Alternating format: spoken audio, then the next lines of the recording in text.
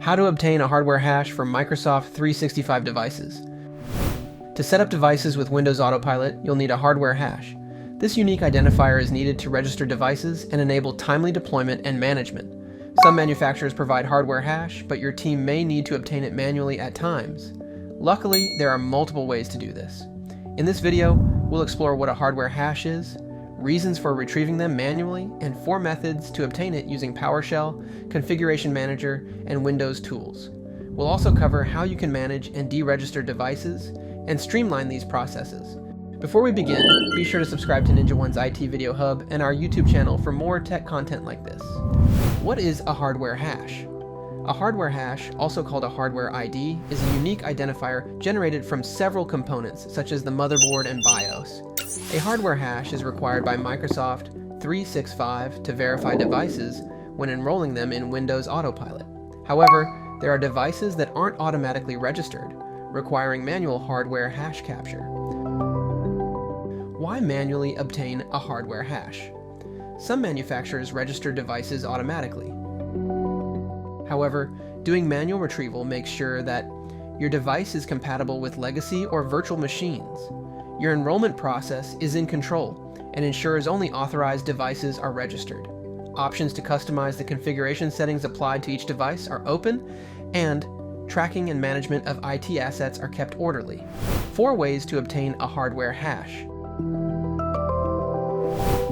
Microsoft Configuration Manager. You may opt to use a configuration manager to extract a hardware hash with these steps. Open the Configuration Manager console. Navigate to Assets and Compliance. Choose Devices. Select a device, go to Properties, select Hardware Inventory. Enable this class. Initiate a hardware inventory cycle. The hash will appear in the database. During Windows OOBE. Another one would be during Out-of-Box Experience, OOBE. To do this, press Ctrl-Shift-D to access diagnostics. Export logs to a removable drive to obtain the CSV file containing the hardware hash. Using Windows PowerShell. It is also possible to get them through Windows PowerShell. To do this, run the following commands to extract a hardware hash via PowerShell. During OOBE, use. Afterwards, sync with Microsoft Intune Admin Center to register the device. Another way would be through Windows Desktop Hash Export. To generate a CSV file containing the hardware hash, go to Windows Settings, select Accounts, click Access Work or School, and then select Export Management Log Files. Viewing Registered Devices. To view registered devices, follow these steps. Go to Microsoft Intune Admin Center. Navigate to Devices. Select Windows Enrollment, then Devices. Use filters to find a device by serial number, Windows Autopilot profile, or enrollment status. Click on a device to view its details, including its hardware hash, last sync time, and assigned user. Deregistering a device. On the other hand, if a device needs to be removed from Windows Autopilot, follow these steps.